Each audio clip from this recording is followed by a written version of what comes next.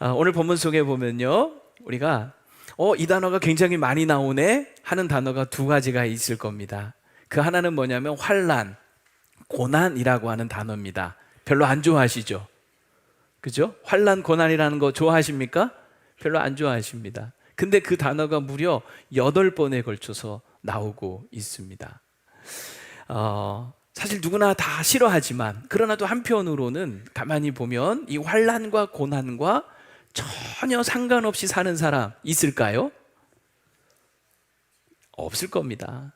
사실 우리가 살아간다는 이 자체가 어쩌면 환난과 고난의 연속이다라고 해도 과언이 아니겠죠. 누가 이 환난과 고난으로부터 완전히 면제가 되고 자유로울 수가 있겠냐는 거예요. 오늘 바울도요, 오늘 8절과 9절 말씀에 보면 이렇게 얘기하죠. 형제들아, 우리가 아시아에서 당한 환난을 너희가 모르기를 원하지 아니하노니 힘에 겹도록 심한 고난을 당하여 살 소망까지 끊어지고 우리는 우리 자신이 사형 선고를 받은 줄 알았으니, 이렇게 얘기를 합니다. 제가 여기 노란색으로 좀 강조를 해봤습니다만은 이런 표현들, 막 힘에 겹도록 살 소망까지 끊어지고 사형 선고를 받은 줄 알았다, 이런 말들이 아마 지금 여러분 심정인 사람 분명히 있을 겁니다. 차라리 이러다가 정말 죽는 거 아닌가 싶은 그런 시간들, 그런 상황들, 어쩌면 차라리 그냥 죽는 게 더 편할 수도 있겠다 하는 생각이 드는 그런 여러분 상황들. 여러분, 이게 꼭 남의 이야기가 아니라 마치 나의 이야기처럼 들리신 분은 혹시 없으십니까? 정말 힘에 겹도록 살 소망까지 끊어지고 사형 선고를 받은 것 같은 이런 상황에 놓여 있으신 분, 오늘 이 말씀 속에서 하나님이 주시는 크신 은혜와 위로가 있기를 바랍니다. 바울은 도대체 어떤 환난을 그렇게 많이 당했는가, 무슨 환난을 당했는가? 아시아에서 당한 환난이라고 얘기했는데 그게 여러분 고린도후서 11장에 보면 자세하게 나와 있죠. 한번 제가 쭉 읽어볼게요. 그들이 그리스도의 일꾼이냐 정신없는 말을 하거니와 나는 더욱 그러하도다. 내가 수고를 넘치도록 하고 옥에 갇히기도 더 많이 하고 매도 수없이 맞고 여러 번 죽을 뻔하였으니 유대인들에게 40에서 하나가만 매를 5번 맞았으며 3번 태장으로 맞고 1번 돌에 맞고 3번 파선하고 일주야를 깊은 바다에서 지냈으며 여러 번 여행하면서 강의 위험, 강도의 위험, 동족의 위험, 이방인의 위험, 신의 위험, 강야의 위험, 바다의 위험, 거짓 형제 중에 위험을 당하고, 우리 27절은 같이 읽어볼까요? 애쓰고 여러 번 자지 못하고 줄이고 목마르며 여러 번 굶고 춥고 헐벗었노라. 읽다 보면 숨이 막혀요. 숨이 차요. 읽는 것만 해도 여러분 숨이 차지 않습니까? 근데 이 바울이라고 하는 사람을 잘 모르는 사람이 이것만 보면요, 이런 생각이 들 수도 있어요. 아니, 이 사람 도대체 어떤 사람이길래, 도대체 뭘 하고 돌아다녔길래 이런 일을 당하는 거야? 도대체 얼마나 나쁜 사람이고 악한 짓을 많이 했길래 이런 모진 일들을 당하는 거야? 이렇게 생각할 만도 한 거예요. 근데 우리가 알죠. 바울이 이런 고난을 당한 이유가 그가 나쁜 짓을 많이 하고 악한 사람이었기 때문입니까? 아니죠. 오히려 그는 복음을 위해서, 하나님을 위해서 헌신된 충성된 사람 아니었습니까? 그런데도 이런 고난을 받는 거예요. 그래서 우리는 이런 지점에서 항상 고민이 많아요. 솔직히 얘기해서 악인이, 정말 못된 사람이 이런 일을 당했다고 하면요, 속으로 다 아주 시원할 겁니다. 아이고 그럼 잘 됐다, 당해도 싸지, 고소하다, 역시 정의는 살아있어, 막 이런 회제를 부를 만한 거 아닙니까? 하지만 우리가 아는 여러분 바울은, 그는 의인이었습니다. 하나님을 경외하는 사람이었습니다. 그는 성도였습니다. 그럼에도 불구하고 이런 고난을 당할 때 우리는 의문과 질문을 품을 수밖에 없는 거죠. 왜 이런 고난을 당해야만 하는지. 그런데 그 고난을 당하는 이유를 물어본다면요, 이걸 누가 정확하게 다 대답을 해줄 수가 있을까요? 고난을 당하는 자나 옆에서 그것을 지켜보는 자나 누구도 명확하게 이것 때문에 고난을 당한다고 말하기는 참 어려운 것 같아요. 하지만 여러분, 오늘 우리가 읽은 이 본문 속에서 보면 바울은 자신이 그런 고난을 겪으면서 깨달은 바가 있었던 것 같아요. 그래서 그것을 고백을 하는데 우리가 그것을 한번 3가지로 정리를 해보려고 합니다. 이유를 알 수 없는 그 고난 속에서 바울이 깨달은 3가지는, 첫째 무엇이냐면 고난 속에서도 의지할 하나님이 계시다라고 하는 것을 그는 깨닫습니다. 여러분 9절 말씀을 다시 한번 읽어보도록 할게요. 한번 읽어볼까요? 시작. 우리는 우리 자신이 사형 선고를 받은 줄 알았으니 이는 우리로 자기를 의지하지 말고 오직 죽은 자를 다시 살리시는 하나님만 의지하게 하심이라 라고 말하죠. 이 말을 여러분 쉽게 설명해 드리면 이겁니다. 이런 고난 속에서 만약에 나 자신만을 의지하면서 살아야 한다면 과연 이 고난 속에서 누가 버텨내고 견뎌낼 수 있겠느냐 하는 거예요. 이런 고난 속에서 의지할 것이 자기 자신만 있다면 정말 여러분 끔찍한 거 아닙니까? 이 고난 속에서 나만, 내가 스스로의 모든 걸 감당하고 감내하고 견뎌내야 한다면 여러분 아무런 소망이 없는 거죠. 솔직히 여러분 나를 비롯해서 인간이라고 하는 존재 자체가 우리가 믿고 의지할 만한 대상은 솔직히 아니잖아요. 여러분 사람 믿고 의지하다가 배신당하고 실망한 적 한두 번이십니까? 아마 다 한 번씩 경험이 있을 거예요. 뒤통수 맞고 돈 뜯기고 아닌가요? 그렇죠. 사람 믿고 사람 의지했다가 오히려 배신감 느끼고. 근데 여러분 그걸 남만 뭐 탓할 것도 아니에요. 사실 나라고 하는 존재 자체가, 나도 한번 보세요. 여러분 스스로도 한번 보세요. 우리라고 하는 존재 자체가 얼마나 약합니까? 그리고 또 얼마나 악합니까? 겉으로는 이렇게 웃고 있지만 속으로는 음흉한 생각을 품을 수 있는 게 우리 인간이잖아요.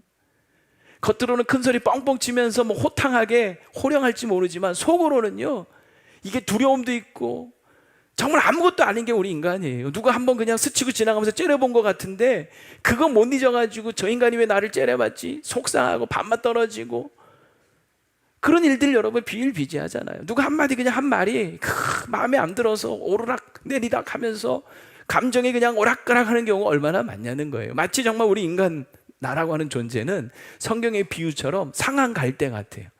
우리 인간을 갈대에 많이 비유하잖아요. 흔들리는, 바람에 흔들리는 갈대. 그런데 그렇잖아도 연약한데 그 갈대가 상해 있는 거죠. 언제 꺾일지 모르는. 그리고 꺼져가는 심지 같다고 성경은 얘기를 해요. 심지가 활활 타올라도 모자랄 판에 꺼져가는 심지 같은. 어쩌면 그게 우리의 모습이라는 거죠. 우리 의지가 얼마나 박약합니까? 며칠을 가기가 힘들어요? 3일. 그래서 작심삼일이라는 말도 나오는 거 아니겠습니까? 그런 나를 믿고 이 세상을 살아가야 된다. 이 고난을 뚫고 나아가야 된다. 이건 정말 끔찍한 일인 거죠. 근데 바울이 이런 상황 속에서 그가 깨달은 것이 뭐냐면 이 고난 속에서 내가 믿고 의지할 하나님이 계시다라고 하는 것을 그는 정확하게 깨달은 거예요. 이 고난 속에서 내가 믿고 의지할 분은 하나님이시구나. 사실 여러분 이 바울이라고 하는 사람은요 사실 대단한 사람이에요. 오늘날로 내놔도요 정말 웬만한 사람 그 스펙 따라가기 힘들 정도의 대단한 스펙을 자랑하는 사람이에요. 자랑할 거 인간적으로 많았던 사람이에요. 뽐낼 것도 많았고 자기가 믿고 의지할 거 많았던 사람이에요. 근데 이 고난을 당해보니까 이거 다 부질없구나, 이거 다 쓸모없구나, 이거 다 소용없구나 하는 철저한 자기 무너짐이 있는 거죠. 여러분 고난은요 때로는 우리에게 내가 얼마나 연약한 존재라는 것을 깨닫게 해주는 거예요. 그러면서 하나님만 정말 의지해야 되겠구나, 그 내가 의지할 분은 살아계신 하나님이구나 하는 것을 우리로 하여금 명확하게 알게 해주는 게 바로 이 고난이라고 하는 사실입니다. 근데 여러분 우리가 믿고 의지할 그 하나님은 우리 인간에 비해서 어떤 분이십니까? 오늘 9절 하반절에도 있지만 자 거기 보세요. 이는 우리로 자기를 의지하지 말고 오직 죽은 자를 다시 살리시는 하나님, 죽은 자를 다시 살리시는 하나님, 그 하나님을 믿고 의지하라는 거죠. 여러분 이 죽음이라고 하는 것은 우리 인간에게 있어서는 절망이고 끝이잖아요. 마치 사형 선고를 받은 것처럼 절망의 끝자락에서 과연 누가 나를 다시 살릴 수 있는가, 소망 없이 살아가는 나에게 누가 과연 소망을 줄 수 있는가. 바로 예수님을 죽은 가운데서 다시 살리신 우리 하나님이 우리를 다시 살리시고 소망을 주실 수 있습니다. 그걸 믿으시기 바랍니다. 실제로요 여러분 수없이 많은, 여러분들이 그 주인공들일 겁니다.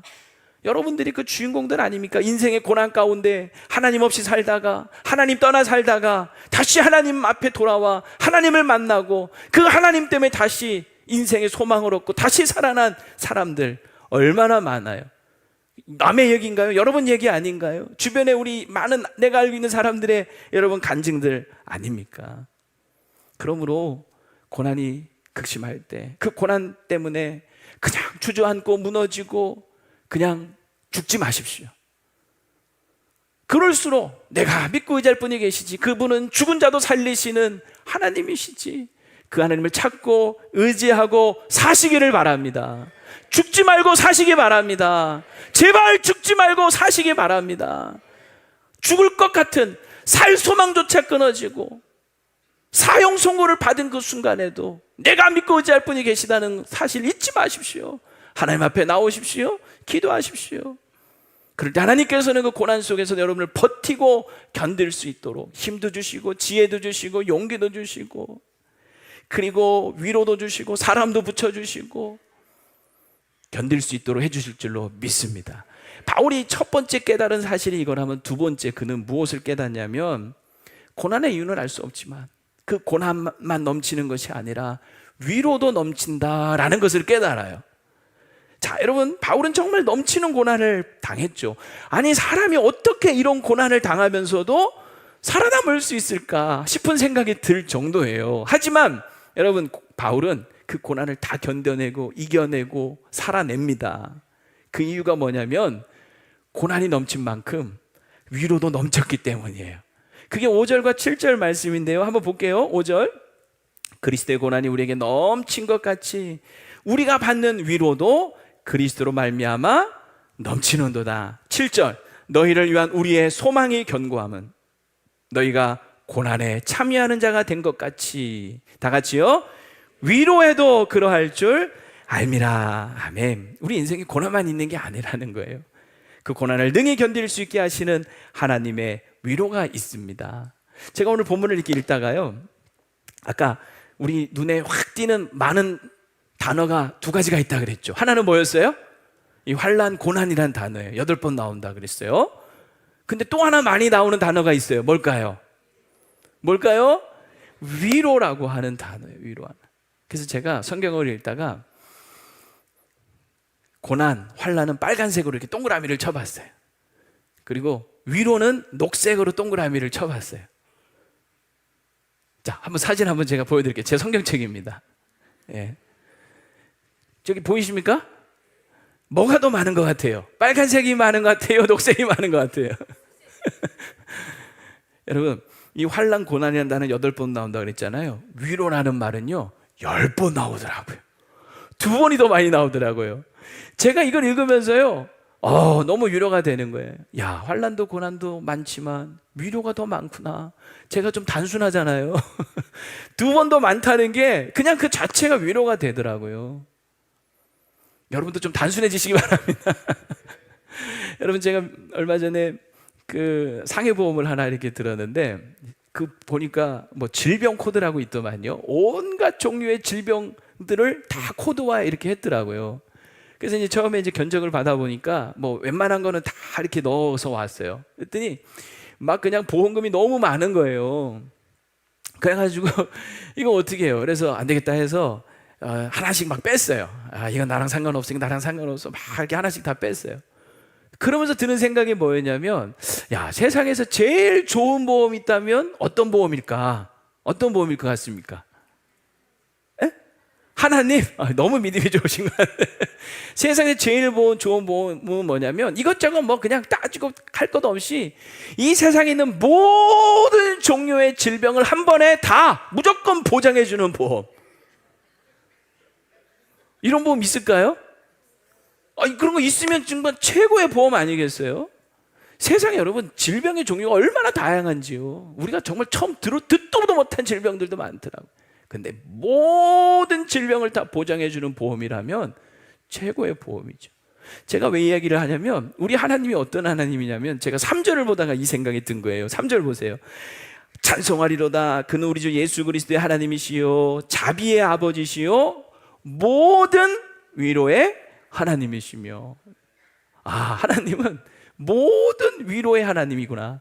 여기 한 400여 명 앉아 계시는데, 여러분들 인생의 고난과 환난, 아픔과 슬픔을 한번 꺼내보라고 하면요, 다 400까지 나올 거예요. 400까지.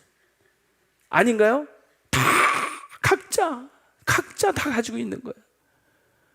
근데 그거를 한 번에 다 하나님이 모든, 그러니까 여러분의 아픔과 슬픔과 눈물과 그 모든 것을 주님은 다 아시고 그 모든 것을 위로하실 수 있는 모든 위로의 하나님이신 줄로 믿으시기 바랍니다. 이걸 여러분 오늘 좀 믿고 가셨으면 좋겠어요. 그저 목사가 듣기 좋으라고 괜히 여러분 기분 좋게 하는 말이 아니라 정말 이걸 여러분 경험하셨으면 좋겠어요.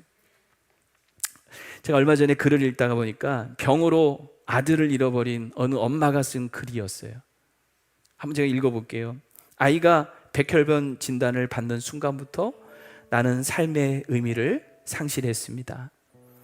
그리고 남편의 통곡 소리와 함께 아이가 세상을 떠나던 날 나는 괴성을 지르며 몸부림을 치다 입술이 터지고 온몸에 피멍이 들었습니다. 그때 내겐 이대로 한 줌 재가 되어 아들 곁에 뿌려지리라 하는 생각뿐이었습니다. 그렇게 하룻밤을 보내고 새벽쯤에 언제 오셨는지 아버지께서 내 앞에 서 계셨고 누워있는 나를 일으키셨습니다. 그리고 나는 아버지의 손에 이끌려 이슬이 채 거치기도 전에 친정집에 도착했습니다. 아버지는 나를 방에 들게 하고 잠시 나가시더니 약사발을 들고 들어오셨습니다. 보약이다. 너 오면 먹이려고 밤새 다려놓은 거다. 어여 마셔라. 죽은 자식을 가슴에 묻고 어찌 보약을 먹으라는지 아버지가 야속하기만 했습니다. 나는 앞뒤 생각도 않고 약사발을 거세게 밀어냈습니다. 약사발이 방바닥에 나뒹굴었습니다. 아버지는 버럭 역정을 내셨습니다. 왜 이러는 거요? 너도 네 아들 따라 죽을 거요? 네한테 그놈이 기막힌 자식이면 이 애비한테는 네가 그런 자식이란 말이오. 이 애비 마음을 그렇게도 모르겠는겨. 나는 아버지 앞에서 오랫동안 목 놓아 울었습니다. 그날부터 나는 얼마간 잠을 잤는데 잠결에도 아버지의 손길을 느낄 수가 있었습니다. 또 아버지는 몸도 가누지 못하는 나를 일으켜 벽에 기대 앉혀놓고 때마다 정성껏 달인 보약과 밥을 먹이셨습니다. 그리고 내 입에 밥술을 떠넣으실 때마다 마치 주문이라도 외듯 똑같은 말씀을 중얼거리셨습니다. 너무 애달파 말거라. 세상엔 사람 힘으로 어찌할 수 없는 게 있는겨. 그간 자식 살리겠다고 얼마나 애간장이 달았냐. 얼렁 세월이 흘러야 네 마음이 편해질 건데 얼렁얼렁 세월이 흘러야 얼렁얼렁 세월이 흘러야. 아버지는 그렇게 슬픔 속으로만 빠져드는 나를 붙들어 주셨습니다 하는 그런 글이었어요. 우리 모든 부모님들이 다 우리가 아플 때 어떻게든 입에 떠넣어줘서 기운 차리라고 하시는 그거 여러분 다 기억나시지 않습니까? 근데 하나님 우리 아버지가 다 그런 마음이라는 거죠. 열왕기상 19장에 보면 엘리야가 낙심하고 좌절하고 실망해서 그냥 로뎀나무 아래 퍼져서 하나님 이제 나 됐다고 그만 데려가시라고 나 정말 살고 싶지 않다고 그러고 있을 때 여러분 하나님께서 어떻게 하십니까? 천사들을 보내서 그를 어루만지시고 숯불에 구운 떡과 한 병 물을 주시면서 일어나서 먹어라. 일어나서 먹어라. 그 먹을 것을 주시면서 네가 가야 될 길을 가야 하리라 라고 말씀하셨죠. 그게 바로 우리 하나님 아버지라는 거예요. 그 위로의 하나님이 오늘 저와 여러분의 하나님이십니다. 며칠 전에 한 집사님이 저한테 문자를 이렇게 하나 보내주셨어요. 그 내용이 이런 거예요. 제가 몇 주 전에 캐더린 마샬의 기도회의 모험이라는 그 책을 소개하면서 그 책에 나온 한 일화를 얘기한 적이 있습니다. 기억나시는지 모르겠어요. 딸의 그 콘택트 렌즈를 잃어버렸는데 이걸 어디서 찾겠어요. 하나님 앞에 기도할 때 정말 생각지도 못한 곳에서 그 렌즈를 찾지 않았습니까? 사소한 것이지만 하나님 앞에 기도할 때 하나님 들어주신다. 이 얘기를 듣고 이분이 이제 그 책을 산 거예요. 캐더린 마샬의 기도의 모험 책을 사고 읽으면서 본인도 그 기도의 방법을 사용하던 중에 목사님 오늘 하나님께 응답받았어요. 너무 신기해요 하면서 문자를 보내오신 거예요. 그 내용이 뭐냐면 이분이 매일같이 정말 아껴 입던 그 옷이 하나 있었어요. 근데 한 달 전부터 아무리 찾고 찾아도 보이지가 않더래요. 그래서 이제 포기하려고 있었는데 그 기도가 생각이 나서 하나님께 기도한 거예요. 하나님, 제 눈에 그 옷이 보이게 도와주세요. 제가 좋아하는 옷이잖아요. 제발 주님. 그리고서는 이제 차분하게 옷을 한 벌 한 벌 뒤지는데 한 달 동안 그렇게 몇 수십 번 찾아도 찾지 못했던 옷이 안쪽에 딱 걸려있는 게 보인 거예요. 그래서 이분이 순간적으로 와, 하나님 정말 너무너무 감사해요. 정말 신기하네요. 정말 주님 기뻐요. 와, 이게 기도의 맛인가 봐요. 너무 이분이 기뻐하고 막 즐거워서 감사 기도가 저절로 나왔다는 거예요. 그러면서 이분이 이제 하는 얘기가 힘든 상황에도 절망하지 않고 절망하지 말라고, 자신의 작은 신음소리까지도 외면하지 않고 들으시고 만져주시는 하나님 그 은혜 너무 감사합니다 하면서 이렇게 이제 저한테 문자를 보내오셨어요. 제가 그래서 정말 하나님 위로해 주시는 것 같아요 했더니 이분이 다시 문자가 오기를 뭐라고 했냐면, 하나님께서 시시때때로 견딜 만한 힘을 주시는 것 같아요 라고 문자를 하셨어요. 이 시시때때로 견딜 만한 힘을 주시는 하나님이라는 그 얘기가, 저는 이분의 그 상황을 조금 듣고 알고 있기 때문에 그게 왜 이런 말을 하는지 확 다가오더라고요. 삶이 너무 복잡하고 답답하고 힘들어서 정말 견디기 힘든 그런 상황에 하나님께서 또 견뎌내라고, 버티라고, 어떻게 보면 정말 작은 그 아기의 옹알이 같은 그 조그만한 신음소리 기도에도 하나님이 내가 너 사랑한다, 내가 너 잘 알아, 힘내, 포기하지 마 하면서 그렇게 응답해 주셨다라고 하는 거죠. 여러분, 우리 인생을 짓누르고 있는 고난이 아무리 크다 할지라도 그 고난 가운데 하나님의 위로는 더 클 줄로 믿습니다. 우리에게 있는 고난의 양이 많다 할지라도 그 고난 가운데 하나님의 위로의 양은 더 많을 줄로 믿습니다. 우리를 죽일 것 같은 고난의 힘이 아무리 세다 할지라도 그 고난 가운데 우리를 다시 살게 하시는 하나님의 위로의 힘은 더 셀 줄로 믿습니다. 고난이 넘치면 하나님의 위로도 더 넘칠 줄로 믿습니다. 그 하나님의 위로를 기억하십시오. 구하십시오. 하나님 여러분의 하나님이십니다. 세 번째 마지막으로, 이 하나님의 위로는 위로받은 자를 통해서 오는구나 하는 것을 그가 깨달았어요. 자, 4절인데요 4절 한번 읽어볼게요. 제가 읽습니다. 우리의 모든 환난 중에서 우리를 위로하사 우리로 하여금 하나님께 받는 위로로서 모든 환난 중에 있는 자들을 능히 위로하게 하시는 이시로다. 여러분 6절도 같은 비슷한 말이에요. 우리가 환난 당하는 것도 너희가 위로하고 위로와 구원을 받게 하려는 것이고, 우리가 위로를 받는 것도 너희가 위로를 받게 하려 하는 것이니 이 위로가 너희 속에 역사하여서 우리가 받는 것 같은 고난을 너희도 견디게 하느니라. 여러분, 정말 각박한 세상을 우리가 살아가고 있지만 정말 여러분 어디에서 마음 편하게 다닐 수 없는 시대가 돼버렸어요. 어디서 무슨 칼부림이 일어날지 모르고 도대체 이 세상이 왜 이렇게 돌아가는지. 그런데 그럴 때 누군가가 따뜻하게 말 한마디 해주고 우리의 손을 따뜻하게 잡아주고 안아주고 내가 힘들 때 같이 옆에서 울어주면서 그 아픔과 고난에 공감해 준다면 얼마나 힘이 됩니까? 바로 그때 하나님의 위로가 우리 가운데 임하는 거죠. 제가 이 말씀을 준비하면서 생각난 게 갑자기 그 프리허그가 생각이 났어요. 프리허그. 여러분 뭔지 아시죠? 공짜로 안아드립니다 하는 거예요. 힘든 사람들, 지친 사람 다 오세요. 그래서 제가 이제 자료를 검색하다가 사진을 좀 몇 개 준비해 봤는데, 이 프리허그라고 이제 피켓을 만들어서 길거리에 들고 있으면 힘든 사람 오세요 하면 와서 그냥 안기는 거예요. 모르는 사람도 와서 안기는 거죠. 그러니까 뜨겁게 안아주는 거예요. 그럼 거기서 그렇게 힘을 얻고 위로를 받는다잖아요. 그래서 제가 자료를 조사하다 보니까 또 이런 것도 있더라고요. 개들도 위로가 필요하구나. 그래서 제가 설교를 준비하다가 토요일 날 어제 우리 목사님들 요즘 많이 힘들 텐데 좀 위로해 드려야 되겠다 싶어가지고 제가 이게 피켓을 만들었어요. 급하게 프리허그 해서 안아드립니다. 근데 막상 이걸 만들어서 사무실로 나가서 이걸 하려니까 이거 안 하던 짓 하려니까 이거 뻘쭘한데? 그래서 막 민망하기도 하고 그래서 몇 번 이거 망설이고 주저하고 할까 말까 하다가 에이 하자 하고선 이제 들고 나갔어요. 목사님들 딱 들고 나갔어요. 그랬더니 세상에 우리 목사님들 그걸 보자마자 목사님 정말 그동안 안기고 싶었습니다 하면서 막 달려와서 부둥켜 안고 감동의 막 폭풍 오열을 할 것을 기대했어요.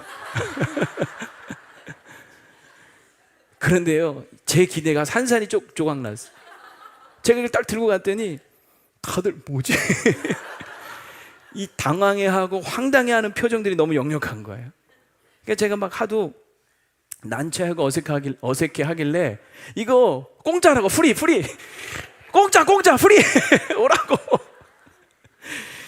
그래도 막 다들 막 주저하는 거예요. 그래서 야, 내가 이거 쓸데없는 짓 했구나 막 급 후회감이 밀려오면서 속으로 이것들 아주 요즘 살만해서 위로가 전혀 필요 없나 보네. 아주 배부르구만. 아주 내가 아주 못 살게 아주 그냥 갈궈야 되겠구만. 제가 그런 생각 했을까요? 예, 감사합니다. 저를 그렇게 나쁘지 않게 봐주셔서. 그런 마음이 드는 게 아니라 그걸 들고 있는데 되게 미안하더라고요. 반성이 되더라고요. 이 위로라고 하는 게 평소에 잘해주고 평소에 이렇게 위로를 해줘야지. 뭐 이런 이벤트 이런 거 들고 얼마나, 나도 민망한데 본인들은 얼마나 민망할까. 여러분 솔직히 이분들이 뭐 저한테 달려와서 안기지 않았다고 해서 위로가 필요 없을까요? 우리 목사님들, 우리 교육자들 힘들어요. 위로해 주세요. 그래서 이번에 우리가 또 이제 교육자 수련회를 갑니다. 예, 여러분 위로가 필요합니다. 아무튼 그래서 제가 아무도 안 오잖아요. 그래서 막 강제적으로 오라고 내가 안아주겠다고 오라고 해가지고 한 명씩 제가 이렇게 안아줬어요. 예, 들고 있었더니 아무도 안 오는 거야. 야, 저 시간이요 얼마나 긴지 얼마나 뻘쭘한지 이것들을 바라봐. 왜 안 와? 그래서 결국 제가 한 명씩 이렇게 안아줬어요. 우리 저희 김지성 전도사님, 고강림 목사님, 그리고 김상희 목사님, 그리고 최성희 목사님. 저 표정 여러분 어색하죠? 이거 뭐야? 우리 정세준 목사님은 휴가 기간이어서 못 안아드렸고, 어쨌든 수습을 하고 아름답게 어쨌든 마무리를 제가 지었습니다. 여러분 솔직히 이 가운데 위로가 필요하지 않은 분이 있을까요? 나는 그런 거 필요 없어요.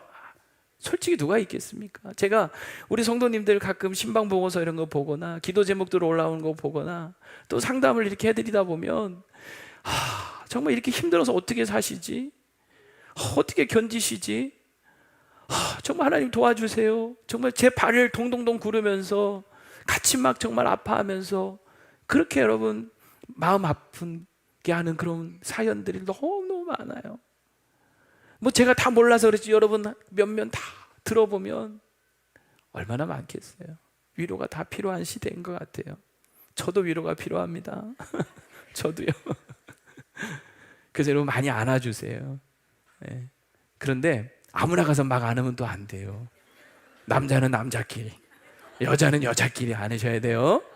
막 이성 간에 그냥 내가 위로해 줄게 막 안다가 이게 위로가 되는 게 아니라 시험에 듭니다. 네. 그래서 어쨌든 동성 간에 이렇게 많이 안아주세요. 네. 이렇게 안아주는 것이요 우리에게 얼마나 이 고난을 버틸 수 있는 힘이 되는지 제가 한 목사님 이야기를 좀 해드리려고 합니다. 이분은 제 이제 군목 후배인데 무려 21년 후배예요. 21년. 그러니까 지금 이분은 대략 한 20대 후반 정도 되시는 분이에요. 젊은 분이죠. 그런데 사모님이 출산을 했는데 계속 기침이 나고 이 가슴에 통증이 멎지를 않아서 병원을 갔는데 혈액암 4기라는 판정을 받은 거예요. 태어난 아기는 이제 고작 3개월. 엄마는 병원에 입원해서 항암 치료를 받아야 되는 상황인 거예요. 목사님은 부대에다가 병가를 내고 아내를 간호하기 시작합니다. 그때 그 이야기를 이분이 이제 설교를 한 것을 누군가가 또 정리를 해서 우리 군목단에 공유를 해서 제가 그 이야기를 자세하게 알게 됐어요.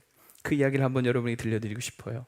아내가 아프다 보니 세상이 어떻게 돌아가는지도 모르게 병실에서 한 달이라는 시간이 지나갔습니다.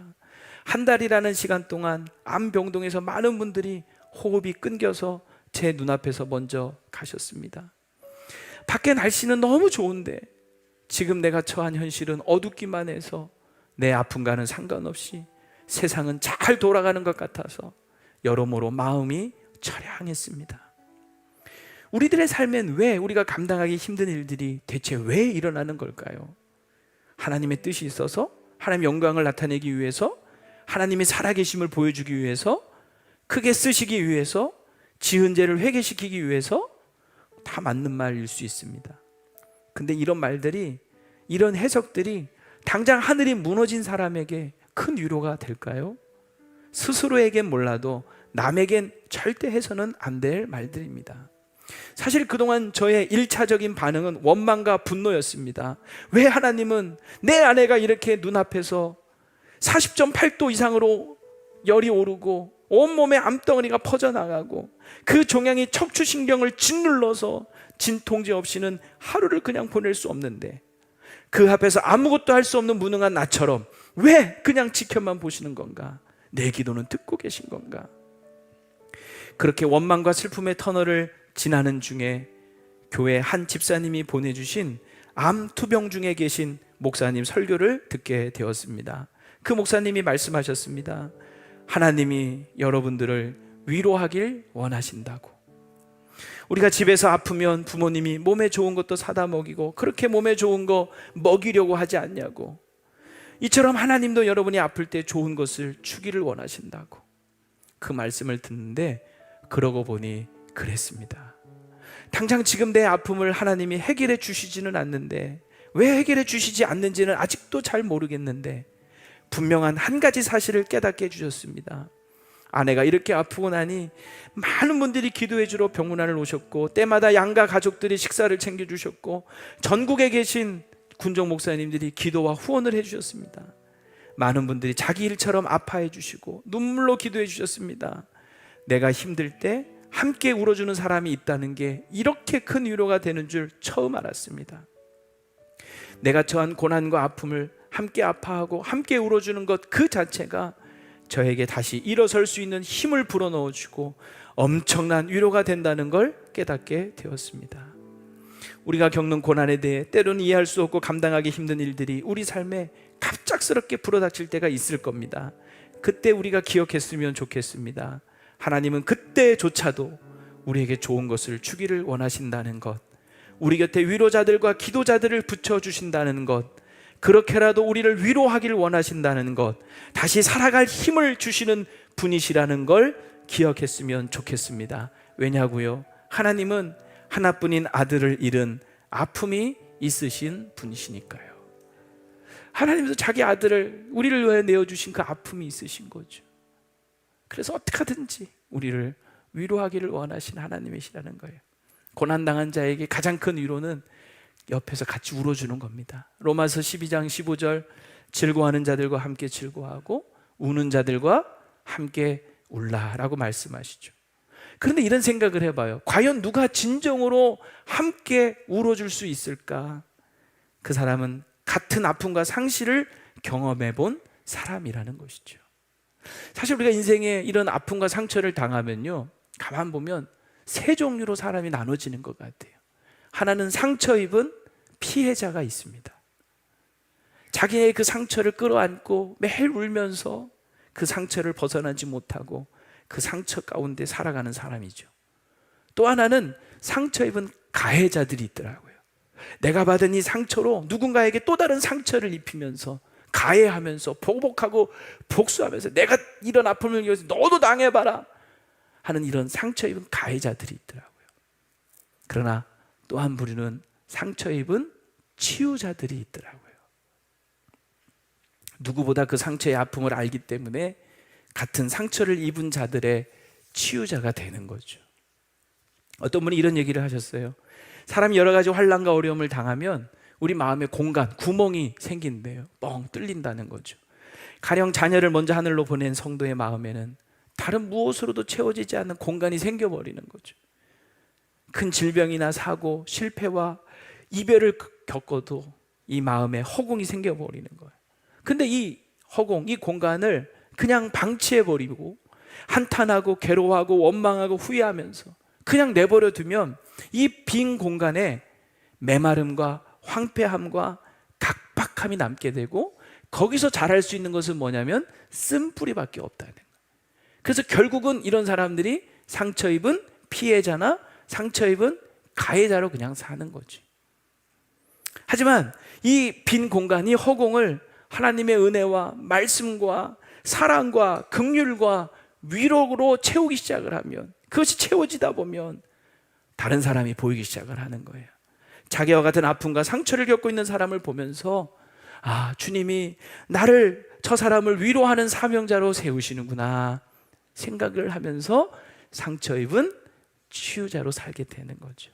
그럴 때 이 공간은 상실의 공간이 아니라 다른 사람을 살려내는 생명의 공간이 된다는 겁니다. 상처가 사명이 되면요, 상처가 스타, 별이 되는 거예요.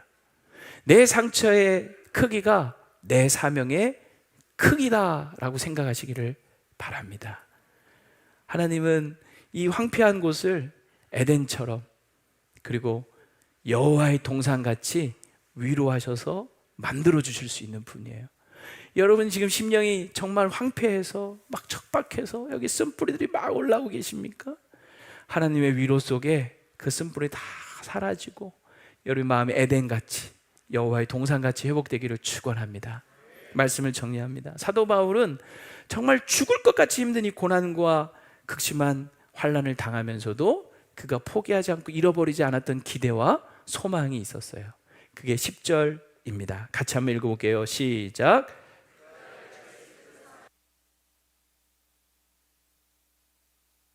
이후에도 건지시기를 그에게 바라노라. 아멘. 건지셨고 과거에, 지금도 건지고 계시고 이후에도 건지실 수 있는 하나님, 그 하나님에 대한 기대와 소망을 잃어버리지 마십시오. 그리고 서로 기도로 돕는 거예요. 11절 보세요. 너희도 우리를 위하여 간구함으로 도우라. 그래서 많은 사람의 기도로 얻은 은사, 하나님의 은혜, 선물이죠, 회복이죠. 그걸로 말미암아 많은 사람이 우리를 위하여, 우리 때문에 감사하게 되는 거예요. 이게 우리 교회 공동체가 되었으면 좋겠어요. 이게 우리 목장이 되었으면 좋겠어요. 이게 우리가 살아가는 세상이 되었으면 좋겠습니다. 그 시작을 여러분들이 하시기를 바랍니다. 위로자가 되시기를 바랍니다. 하나님 여러분을 위로하십니다. 그 위로로 또 누군가를 위로할 수 있는, 그래서 그 위로가 넘치는 우리 나라, 우리 교회, 우리 가정 되기를 축원합니다.